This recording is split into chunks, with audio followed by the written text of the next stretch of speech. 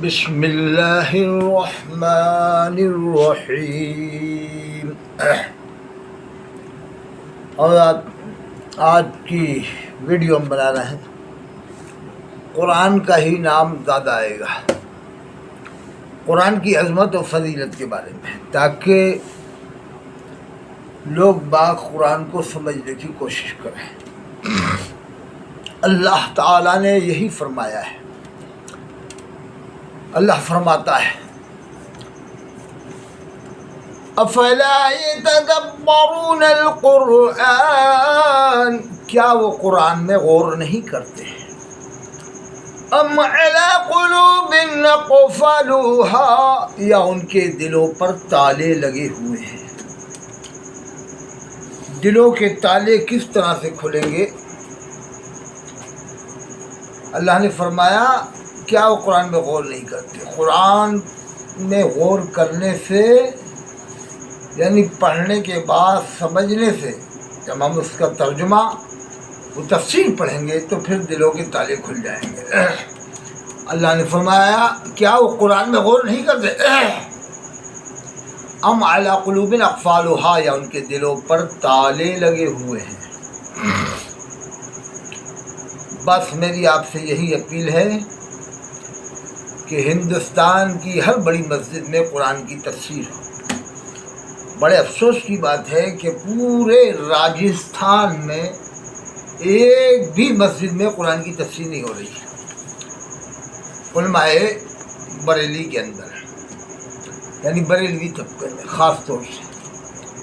اور علماء دیوبند تو کرتے ہی، ٹونک چلے جاؤ، ٹونک میں، جے پور میں علماء دیوبند تو بہت جگہ بیان کرتے ہیں، ایک دو جگہ نہیں، بہت جگہ۔ مگر یہ افسوس ہے کہ علماء بریلی پورے راجستھان میں قرآن کی تفسیر اگر بیان کی ہو تو بتائیں۔ میری نظر میں تو ابھی نہیں ہے کہ کوئی تفسیر بیان کرتا ہو، بلکہ سنا بھی نہیں ہے کہ کسی نے قرآن کی تفسیر مکمل سنائی، آج تک نہیں سنا۔ الحمدللہ ہمارے شہر سرون میں زیادہ بڑا نہیں ہے، قصبہ کی شکل ہے، تحصیل ہے، قریب 70 یا 80 مسجدوں ہوں گی، لگ بھگ 80-85 ہوں گی، لگ بھگ 70-80-85 کے درمیان۔ اس ہمارے یہاں وطن میں الحمدللہ 5 مسجدوں میں قرآن کی تفسیر بیان ہوتی ہے، 5 مسجدوں میں۔ ایک میں ابھی بند ہو گئی، جہاں میں نماز پڑھتا تھا، باقی جہاں ہوتی ہے وہ بتا رہا ہوں، مدینہ مسجد میں، اور ننی بی والی مسجد میں، دری والان مسجد میں، ایک اور چمڑے والی مسجد ہے، وہاں پر 4، اور بھی یہ 5 میں ہوتی تھی، ایک میں بند ہوئی ہے، چھوٹی سی جگہ ہے لیکن 5 مسجدوں میں ہوتی تھی۔ اور بھوپال میں 89 مسجدوں میں علماء دیوبند قرآن کی تفسیر بیان کر رہے ہیں، 89 مسجدوں میں۔ تو میری آپ سے اپیل ہے، گزارش ہے کہ آپ بھی اپنے اپنے علاقوں میں قرآن کی تفسیر شروع کروائیں، اور تفسیر نعیمی کی جگہ آپ اگر تفسیر تبیان القرآن پڑھوائیں تو زیادہ بہتر ہوگا۔ وہ بڑے قابل مفتی اور بڑے قابل مفسر قرآن ہیں۔ مفسر قرآن حضرت علامہ غلام رسول سعیدی صاحب رحمۃ اللہ علیہ، نور اللہ مرقدہ، انہوں نے تبیان القرآن 12 جلدوں میں لکھی ہے، جو آپ کو دلی سے مل جائے گی۔ 12 جلدوں میں وہ معتبر تفسیروں میں ہے تبیان القرآن، اور بہت ہی بہترین انداز میں لکھی ہے۔ وہ خاص بات تو ہے کہ وہ نہ دیوبند والوں میں نہ بریلی والوں میں، ہاں یہ البتہ یہ ضرور ہے کہ دیوبند والے ان کو بریلوی سمجھیں گے، اس لیے کہ کچھ باتیں وہ اس طرح کی ہیں ان کی کہ لوگ یہ سمجھیں نہیں بریلیوں میں صحیح ہے، حالانکہ یہ مطلب نہیں تھا ان کا۔ اب آدمی کو مجھے کدھر بھی جوڑ لے آدمی کہ اطہر حسین قاضی دیوبندی ہے کہ بریلوی ہے۔ اب میں نہ تو دیوبندی ہوں، نہ بریلوی ہوں، نہ میں اہل حدیث ہوں، نہ میں مودودی ہوں، اب مجھے کدھر بھی جوڑ لو صاحب۔ یہ ایک مسلمانوں میں جو سیکشنوں میں اس طرح سے بانٹا ہے کہ اگر کسی نے اتنا کہہ دیا خواجہ خواجگاں مرشد ہندوستان امام الہند سراج ولایت سند العاملین سلطان الکاملین حضرت شیخ معین الدین چشتی سنجری اجمیری رحمۃ اللہ علیہ، تو صاحب یہ بریلوی ہو گیا۔ اور اگر کسی نے علماء دیوبند کا تذکرہ کر دیا جو معتدل عالم تھے تو دیوبندی ہو گیا۔ یہ سب باتوں کے چکر میں نہیں پڑنا چاہیے، ہمیں اللہ نے مومن مسلمان بنایا ہے۔ قرآن میں فرمایا انما المؤمنون اخوہ، مومن مومن کا بھائی ہے، فاصلحوا بین اخویکم، تو اپنے بھائیوں کے درمیان اصلاح کرو، اصلاح کرو۔ حالانکہ جو کچھ ہمارے ساتھی ہیں وہ بھی تنگ نظر ہیں۔ جب ہم بھوپال میں پڑھتے تھے تاج المساجد بھوپال میں، ندوہ کی شاخ ہے وہ، 4 سال میں وہیں پڑھا تاج المساجد بھوپال میں۔ تو ایک ہمارا ساتھی تھا، جب ہماری بہن کا انتقال ہو گیا تو میں نے اس کو نیک سمجھا کہ بڑا عبادت گزار یا جو بھی ہو نیک ہے، تو میں نے اس سے دعا کو کرنے کو کہہ دیا، بہن کے انتقال کے بعد دعا تم کر دو، تو وہ کم وقت کعبے کی طرف منہ کر کے دعا کرنے لگا، یعنی وہ کعبے کی طرف منہ کر کے دعا کرنے لگا، یعنی قبر سے ہٹ کے۔ تو مطلب وہ اتنا بڑا توحیدی تھا جیسے اپنے وقت کا یہ امام ربانی ہو، توحید کے اندر اپنے وقت کا امام ربانی ہو۔ مجھے نہیں معلوم تھا کہ کعبے کے اندر منہ کر کے دعا کرے گا، نہیں تو میں اس سے پھر دعا ہی نہیں کرواتا، میں خود دعا کر لیتا۔ وہ ہمارا ہی ساتھی تھا، کلاس فیلو تھا، یعنی رہنے والا بھوپال کا تھا۔ مجھے نہیں معلوم تھا کہ اتنا بڑا امام ربانی ہوگا توحید کے اندر۔ توحید ہمیں معلوم ہے ان کی توحید کتنی بڑی ہے، ان کی توحید میں کتنا دم ہے، ان کی توحید میں توحید میں ان کے اندر کتنا ان کے دم ہے، یہ سب ہمیں معلوم ہے۔ جبکہ ہمارے یہاں قطب سرون حضرت شیخ مفتی عبد المجید صاحب رحمۃ اللہ علیہ، وہ گئے ہوں گے ایک بار جنازے میں، کوئی نے کہا ہوگا ہاتھ اٹھا کے دعا کرنے پہ اعتراض کیا ہوگا، تو اس صاحب کو جب موقع ملا ہے وہ جنازے میں مفتی صاحب بھی آئے تو انہوں نے ویسی دعا کی ہاتھ اٹھا کر، تو پھر کہا کہ لو تمہارے باپ دیکھو، اب تمہارے باپ مطلب یہ کہ تمہارے باپ آ گئے۔ اس کو جواب دیا تمہارا باپ آ گیا، پوچھو ان سے، یعنی یہ جو اعتراض کر رہا ہوگا کہ ایسے دعا نہیں مانگ سکتے قبرستان میں ہاتھ اٹھا کر کے۔ یہ سب طرح طرح کے شگوفے چھوڑنے والے بھی اس زمانے میں پیدا ہو رہے ہیں۔ تو ہمارے یہاں قطب سرور مفتی عبد المجید صاحب رحمۃ اللہ علیہ وہ ہاتھ اٹھا کے دعا فرماتے تھے، اور قبرستان میں جا کر اگر ہاتھ اٹھا کے دعا کرے گا آدمی تو ان کے لیے دعائے مغفرت کر رہا ہے۔ عام مسلمانوں تو دعائے مغفرت کی نیت ہوتی ہے۔ تو یہ نئے نئے شگوفے چھوڑنے والے بھی آ گئے کہ لوگ یہ سمجھیں گے کہ ان سے مانگ رہا ہے۔ ارے ان سے کون مانگے گا؟ عام مسلمان ہیں، ان سے کون مانگے گا؟ ماں باپ ہیں، دادا دادی ہے، یا چچا ہے، بھتیجا ہے، کسی کا کوئی دفن ہے، نانا نانی، اب ان سے کون مانگنے جائے گا؟ تو کون جا کے کون ایسا سمجھے گا صاحب ان سے مانگ رہے ہیں؟ مطلب ایک ہی کلر کے لوگ لے رہے ہیں، ایک ہی عقیدے ایک ہی مزاج کے لوگ رہتے ہیں، تو کون سمجھے گا کہ ان سے مانگنے جا رہا ہے؟ اور بدگمانی کو اللہ نے منع فرمایا۔ قرآن میں اللہ نے فرمایا یا ایھا الذین آمنوا اجتنبوا کثیرا من الظن، اے ایمان والو زیادہ خیالوں سے بچو۔ یہ بلا وجہ بدگمانیاں کرتے ہیں، اللہ نے تو بدگمانی سے منع فرمایا۔ اللہ فرماتا ہے ان بعض الظن اثم، بے شک بعض گمان گناہ ہے۔ فرماتا ولا تجسسوا، جاسوسی مت کرو۔ لیکن یہ کچھ نئے نئے شگوفے چھوڑنے والے دنیا میں پیدا ہو گئے ہیں کہ صاحب لوگ یہ سمجھیں گے کہ ان سے مانگ رہا ہے، ان سے مانگ رہا ہے۔ کون سمجھے گا ان سے مانگ رہا ہے؟ کہ صاحب غیر مسلم سمجھیں گے تو غیر مسلم تو کچھ بھی سمجھ لیں، اس سے کیا ہوتا ہے؟ غیر مسلم تو ہم لوگ مسجد میں جاتے ہیں تو وہ بھی ان کو ہضم نہیں ہوتا، تو پھر کیا ہم مسجد میں نہ جائیں ان کی وجہ سے؟ مسجد میں بھی تو ہاتھ اٹھا کے ہم دعا کرتے ہیں۔ تو غیر مسلم یہ سمجھ لے، کبھی دیکھ لے کہ یہ دیوار کے سامنے کیا مانگ رہے ہیں ہاتھ اٹھا کے، سامنے دیوار ہے کس نہیں، ارے ہم تو اللہ ہی سے مانگ رہے ہیں نا، مانگ تو ہم اللہ ہی سے رہیں۔ بلا وجہ کی بدگمانیاں یہ سب نہیں کرنا چاہیے، اللہ نے منع فرمایا ہے۔ قرآن میں اور حدیث میں جو ہو اس پر عمل کرنا چاہیے۔ نہ دیوبند کو دیکھو، نہ بریلی کو دیکھو، نہ اہل حدیث، نہ مودودی کو، سب سے پہلے قرآن کی تفسیر میں دیکھو آپ، اور حدیث پاک کے اندر دیکھو۔ اللہ نے فرمایا بھی یہی ہے فَإِن تَنَازَعْتُمْ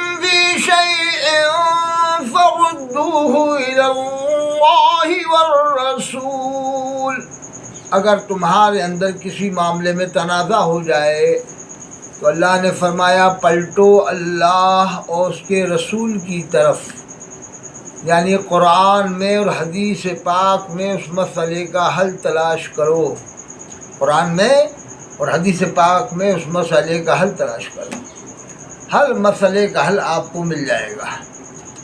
لیکن آدمی کتابوں میں دیکھنے لگتا ہے، دوسری کتابوں میں عالموں کی، ارے پہلے اللہ نے فرمایا کہ پہلے پلٹو میری طرف اور میرے رسول کی طرف، اللہ نے تو یہ فرمایا ہے، قرآن کی آیت ہے۔ لیکن کیا معلوم کیا ہو جاتا ہے لوگوں کو کہ نہیں وہ تو ان کی کتاب میں دیکھ لیں گے، ان کی کتاب میں دیکھ لیں گے۔ اللہ تعالیٰ فرماتا ہے کیا وہ قرآن میں غور نہیں کرتے؟ ام علی قلوب اقفالها، یا ان کے دلوں پر تالے لگے ہوئے ہیں۔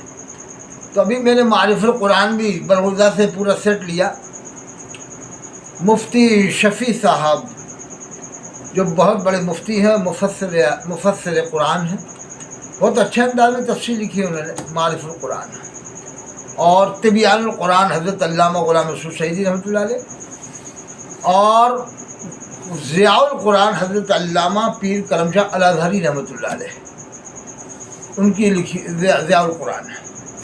دیکھو تفسیر آپ ایسی پڑھو جس میں نہ تو آپ کو یہ لگے کہ یہ کسی ایک فرقے کی طرف سے کوئی آدمی تفسیر لکھ رہا ہے، یہ انداز نہ ہو مفسر کا، تب تو آپ تفسیر پڑھیں اس کی۔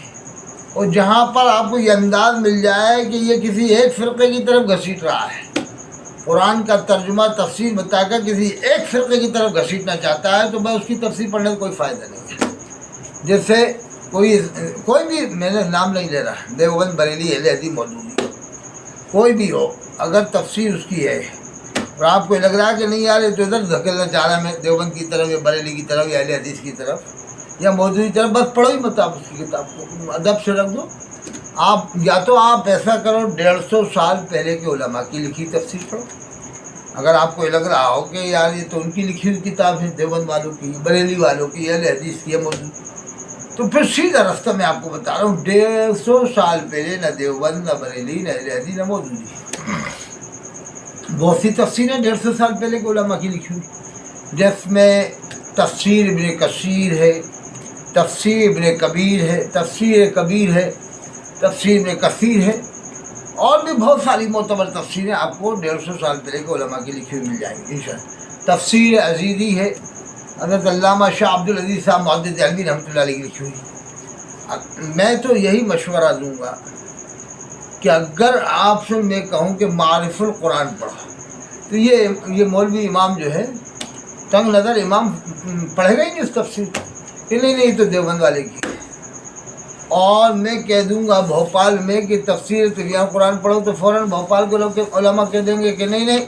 یہ تو بریلوی کی ہے۔ یہ اتنی تنگ نظری زمانے میں ہو گئی ہے کہ بھوپال کے علماء تبیان القرآن نہیں پڑھیں گے اور اندور و کوٹا کے علماء معارف القرآن نہیں پڑھیں گے۔ یہ تنگ نظری آئی کیسے ہے؟ اللہ ہم سب کی حفاظت فرمائے۔ خیر میں اگر یہ کہوں کہ تبیان قرآن پڑھو تو کہے گا بریلوی، معارف القرآن پڑھو تو کہیں گے دیوبندی کی ہے۔ چلیے ٹھیک ہے، آپ دیوبند بریلی سے ہٹ کر 150 سال پہلے آئیے اور تفسیر عزیزی پڑھیے ہر مسجد کے اندر۔ اگر جس دن ملت نے سمجھ لی بات کو کہ واقعی شہدائے اولیاء اطہر حسین قاضی کا جو مشورہ ہے بالکل صحیح ہے، 100% صحیح، کہ 150 سال پہلے نہ دیوبند، نہ بریلی، نہ اہل حدیث، نہ مودودی تھا، تو پھر انہی کی کتابیں پڑھیے جائیں، انہی کی کتابیں مسجدوں میں رکھی جائیں، اور جو انہوں نے لکھا ہے وہی کتابیں مسجدوں میں ہوں اور وہی اپنے اپنے مدرسوں میں پڑھائی جائیں، اور انہی کی لکھی ہوئی جو تفسیر ہیں وہی مسجدوں میں سنائی جائیں، تو سارے جھگڑے ہی ختم ہو جائیں گے۔ مگر ایک بات اور سن لینا آپ، 150 سال پہلے کسی بھی عالم کی لکھی ہوئی تفسیر ہے، کوئی بھی عالم نے لکھی اگر، یعنی تفسیر نعیمی کے علاوہ جو ایک تفسیر ہے، تفسیر نعیمی، یہ مفتی احمد یار خان صاحب نے لکھی ہے تفسیر نعیمی، اس تفسیر کے علاوہ جتنی بھی تفسیریں ہیں، یہ تفسیر ایک ہی تفسیر ہے بریلوی طبقے میں جو انہوں نے لکھی ہے، باقی اور بھی जो उलमा हजरात हैं उनमें, लेकिन तफसीर वाले कम हैं। तो ये मैं बता रहा हूँ कि बरेलवी हजरात से कहते हैं कि हजरात अतफसर काजी का मशवरा क्या इसमें गलत है। वो कह रहे हैं कि 150 साल पहले आप किसी भी आलिम की तफसीर पढ़ लें, 12.5 साल में कितने बड़े बड़े आलिम आए हैं, तो क्या आप उन आलिमों को नहीं मानते? 12.5 साल तक बड़े बड़े आलिम आ चुके, 150 साल पहले, 250 साल पहले के साथ मानते हैं? तो मानते हैं तो वो यही तो कह रहा है कि अतर हुसैन काजी ने तो नाम भी नहीं लिया, उसने तो कहा 150 साल पहले किसी भी आलिम की लिखी हुई तफसीर पढ़ लें, जो किताबें लिखी वो पढ़ लें आप, जो औलिया अल्लाह ने भी तो किताबें लिखी है ना, जिन्हें सभी मानते हैं देवबंद बरेली वाले। अहले हदीस तो खैर माना ही नहीं है, वो तो अपने माँ बाप की कब्र पे भी नहीं जाता फातिहा पढ़ने के लिए। अहले हदीस का तो मामला है कि वो तो अपने माँ बाप की कब्र पे भी फातिहा पढ़ने नहीं जाए, वो तो समझ लो कि उसका मामला ही अलग है, उनको तो उनके हाल पे छोड़ो, बस मुसलमान समझो, उनके हाल पे छोड़ो, ख़त्म बात। बाकी देवबंद बरेली ये दो तबके ऐसे हैं जो औलिया अल्लाह को ही मानते हैं, मस्त मजदूबों को ही मानते हैं, कश्फ करामत को ही मानते हैं, और चारों सिलसिले मानते हैं, चारों इमामों को भी मानते हैं। ये इनका चोली दामन का साथ है, दोनों एक ही थैली के चट्टे बट्टे हैं। अगर ये कहा जाए दोनों एक ही थैली के चट्टे बट्टे हैं तो इसमें भी कोई हर्ज की बात नहीं है, और दोनों में मुमासिलत काफ़ी है।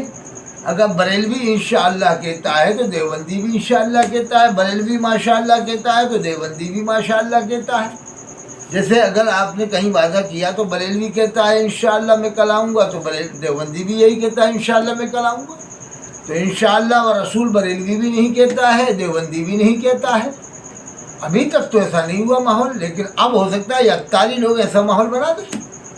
ये दावत इस्लाम वाले कुछ टाइम बाद ये भी माहौल बनाया कि जब भी कहीं जाओ तो ये कहा, इस तरह से कहा करो इंशाअल्लाह व रसूल में कल आऊँगा, माशाअल्लाह व रसूल, माशाअल्लाह व रसूल, ये कहलवा सकते हैं दावत इस्लाम वाले।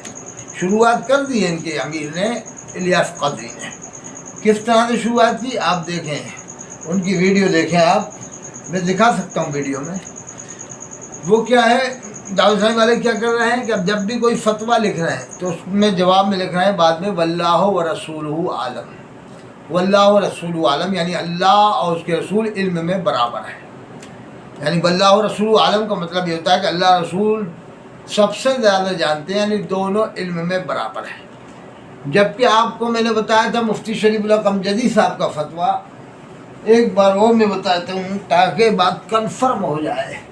कन्फर्म जब भी होगी जब हम अच्छी तरह से दलील देंगे तो बात कन्फर्म हो जाएगी, ताकि लोगों को ये ना लगे कि जो है कि बेवकूफ़ बना रहे। ये देखो, ये फतावा शार बुखारी है, फतावा शार बुखारी देखें आप, मुफ्ती शरीफ रकमजदी फाजिल बरेलवी के पोते शागिर्द हैं। ये देखो, हर सवाल के जवाब में ये यही लिखते हैं वल्लाहु आलम। ये देखो आप, हर सवाल के जवाब में वल्लाहु ये लिखा हुआ है, वल्लाहु ताला आलम, वल्लाहु ताला आलम लिखा। ये देखो वल्लाहु ताला आलम, वल्लाहु ताला आलम, जहाँ भी जवाब देते हैं वल्लाहु ताला आलम। एक फतवा नहीं, इनका हर फतवा पढ़ें तो वल्लाहु ताला आलम ये लिखा हुआ है, वल्लाहु आलम ये लिखा, वल्लाहु, हाँ देखें ये थोड़ा नहीं, ये यहाँ तो नहीं है, इधर है वल्लाहु ताला आलम। हाँ ये देखो आप, हर सवाल के जवाब में वल्लाहु, ये देखो वल्लाहु ताला आलम, हर सवाल के जवाब में, हर सवाल के जवाब में ये देखो जवाब दिया है। अब देखो यहाँ वल्लाहु ताला आलम, वल्लाहु रसूल आलम कहीं नहीं लिखा उन्होंने। ये देखो, क्या सब जगह भूल जाएंगे? ये देखो आप, ये देखो ये जवाब, ये देखो वल्लाहु ताला आलम। कैसी जगह आदमी भूल से लिख सकता है? एक जगह भूल हो जाए, दो जगह हो जाए। ये देखो वल्लाहु ताला आलम। और इलियास काजी क्या जवाब दे रहे हैं? वल्लाहु व रसूलुहु आलम, यानी अल्लाह रसूल दोनों बराबर जानते हैं। अब बताओ, ये ना आलिम है, ना कारी है, ना हाफिज़ है, ना मुफ्ती है, ना मुहद्दिस है, और ये नया सिस्टम से पैदा किया है वल्लाहु व रसूलुहु आलम।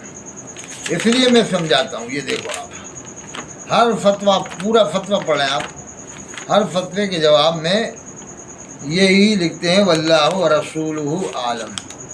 ये देखो है, ये देखो जवाब लिखा है।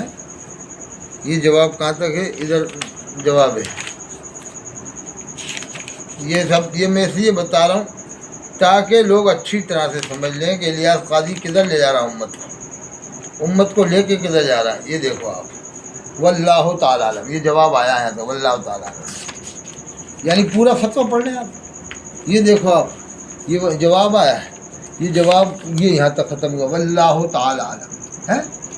میں آپ کو دھوکہ نہیں دے رہا ہوں، یہ پورا فتویٰ پڑھ لیں آپ، واللہ تعالیٰ عالم، واللہ تعالیٰ عالم، ہر جواب یہ دیکھو واللہ تعالیٰ عالم ہے۔ اور الیاس قاضی کا جواب دے رہا ہے واللہ ورسولہ عالم، اور اس کے دعوت اسلامی والے بھی واللہ ورسولہ عالم، یعنی اللہ اور رسول علم میں برابر ہے۔ اللہ ہماری حفاظت فرمائے۔ اس نے تو کباڑی کر دیا۔ کچھ دن بعد یہ قریب ہے کہ یہ بھی شروعات کروائے گا کہ جب بھی اب کبھی وعدہ کرو تو اس سے ہمارے فرقے کو ترقی ملے گی، یوں کہا کرو انشاءاللہ ورسول میں کل آؤں گا، اور جب بھی کوئی اچھی بات سنو تو یہ دیکھو تو یوں کہو ماشاء اللہ ورسول، انشاءاللہ ورسول۔ الیاس قاضی شروعات کروا دے گا، دیکھ لینا اسی طرح کی باتوں کی، اس طرح کا معاملہ ہے۔ یہ اعلان نبوت کے وقت حضرت علی کی عمر کتنی تھی؟ دیکھو آپ، یہ جتنے بھی جواب ہیں واللہ عالم، یہ دیکھو واللہ تعالی عالم۔ دیکھو میں آپ کو بیوقوف نہیں بنا رہا، یہ مفتی شریف اللہ قمجلی، جن کو خود دعوت اسلامی والے مفتی دعوت اسلامی کہتے تھے، یہ انہی کا لکھا ہوا فتویٰ ہے، فتاوی شارح بخاری انہی کا فتویٰ ہے، جن کو دعوت اسلامی والے اپنا مفتی کہتے تھے کہ مفتی دعوت اسلامی۔ اب دیکھو فاضل بریلوی نے بھی واللہ عالم لکھا ہے۔ اب آپ کہو گے کہ کیا لکھا ہے؟ فتاوی افریقہ ہے، فتاوی افریقہ ہے، لیکن بریلی والے خاموش ہیں، سوچ رہے ہیں کہ الیاس قاضی اگر واللہ تعالیٰ عالم کہلوا رہا ہے، واللہ ورسول عالم تو ٹھیک ہے، دیوبندیوں کے مقابلے ہوتی ہے۔ ہاں دیوبندی کے مقابلے کچھ بھی کر لو، سب جائز ہو جاتا ہے ان کے نزدیک۔ استغفر اللہ۔ اللہ نے فرمایا الیوم اکملت لکم دینکم، آج میں نے آپ کے لیے آپ کا دین مکمل کر دیا، واتممت علیکم، میں نے اپنی نعمت تمام فرما دی، ورضیت لکم الاسلام دینا، اور میں راضی ہوں آپ کے دین اسلام سے۔ دیکھو فاضل بریلوی نے بھی واللہ عالم ہی لکھا ہے اسی کتاب میں، اور فتاوی رضویہ دیکھ لو آپ، فتاوی رضویہ تو ہر جگہ مل جائے گا، لیکن جتنے بھی رضوی ہیں یہ الیاس قاضی سے خوش کیوں ہیں؟ ہاں واللہ اور رسول عالم کہہ رہے ہیں تو کوئی حرج نہیں، تو جب حرج نہیں ہے تو پھر یہ اعلیٰ حضرت نے کیوں لکھا واللہ تعالیٰ عالم؟ یہ اعلیٰ حضرت بھی بھول گئے تھے کیا یہ اعلیٰ حضرت سے بڑا کٹر سنیے ذرا صاحب دکھاتا کہ میں دیکھ اس میں کتاب ہیں وہ مت کر لائٹ ہو گئی۔ اچھا یہ دیکھو واللہ تعالیٰ، واللہ تعالیٰ عالم ہے، یہ دیکھو یہ بھی واللہ تعالیٰ عالم لکھا ہے۔ یہ دیکھو اور بھی میں بتاتا ہوں آپ کو، یہ جواب اب جواب شروع ہوتا ہے، دیکھو آپ میں جواب شروع ہو رہا، میں بتا رہا ہوں آپ کو، واللہ تعالیٰ عالم ہی لکھتے ہیں فاضل بریلوی بھی، اور یہ دیکھو واللہ تعالیٰ عالم، یہ دوسری جگہ یہ لکھا ہوا واللہ تعالیٰ عالم، یہ میں نے اور بتا دیا واللہ، یہ دیکھو واللہ تعالیٰ عالم لکھا ہوا ہے، واللہ ورسول عالم نہیں لکھا نا، یہ دیکھو آپ واللہ تعالیٰ عالم الجواب واللہ تعالیٰ عالم، صفحہ نمبر دیکھ لو آپ 23، فتاوی افریقہ، فتاوی رضویہ بھی دیکھ لو، پوری فتاوی رضویہ میں واللہ عالم ہی لکھتے ہیں، واللہ تعالیٰ عالم۔ یہ دیکھو آپ، یہ جواب شروع ہوا ہے الجواب، یہ سب جواب لکھا ہوا ہے واللہ تعالیٰ عالم، یہ دیکھو آپ، یہ دیکھو واللہ تعالیٰ عالم یہ لکھا ہوا ہے الجواب، یہ دیکھو کہاں لکھا ہے، ہاں اسی میں ہے، میں نے ابھی حال دیکھا تھا نا، واللہ تعالیٰ عالم، واللہ تعالیٰ، ہاں یہ واللہ تعالیٰ یہ لکھا ہوا ہے، یہ دیکھو واللہ تعالیٰ عالم۔ جتنے بھی جواب ہیں اس میں فتاوی افریقہ میں واللہ تعالیٰ، یہ میں نے آپ کو 3 جگہ سے دلیل دے دیا، ابھی میں آپ کو اور دے رہا ہوں تاکہ یہ دیکھو واللہ تعالیٰ عالم، یہ دیکھو یہ واللہ تعالیٰ عالم، واللہ رسول عالم کہیں بھی نہیں لکھا فاضل بریلوی نے، ہیں علماء دیوبندی واللہ تعالیٰ عالم ہی لکھتے ہیں، واللہ عالم ہی لکھتے ہیں، فاضل بریلوی واللہ عالم نہیں لکھتے ہیں، تو وہی تو میں کہہ رہا ہوں دونوں کا چولی دامن کا ساتھ ہے، اور دونوں ایک ہی تھیلی کے چٹے بٹے بھی کہہ سکتے ہیں، اختلاف تو ہے، وہ تو رہے گا، نظریاتی اختلافات ہیں، یہی شیخ الاسلام مفتی تقی عثمانی صاحب نے بھی یہ اس طرح کی بات کہی تھی کہ وہ تعویل کرتے ہیں، تو ایک دم فتویٰ نہیں لگایا جاتا ہے، عقیدہ جو ہے فطری طور سے جو ہے وہ ویسا ہی ہوتا ہے عام طور سے مسلمانوں کا، جیسا ہونا چاہیے عام طور سے مسلمانوں کا. لیکن اب وہ عقائد میں جو لوگ باغ تزلزل پیدا کرتے ہیں، یہ علماء ہوتے ہیں، یہ علماء کر دیتے اس طرح کا معاملہ. ورنہ عوام الناس کا عقیدہ فطری طور سے وہی ہوتا ہے جیسا ہونا چاہیے عام طور سے. ہوتا ہے کچھ لوگوں کا عقیدہ گڑبڑ، اعتقادات گڑبڑ ہو جاتے ہیں. تو میں یہ نہیں کہہ رہا کہ آپ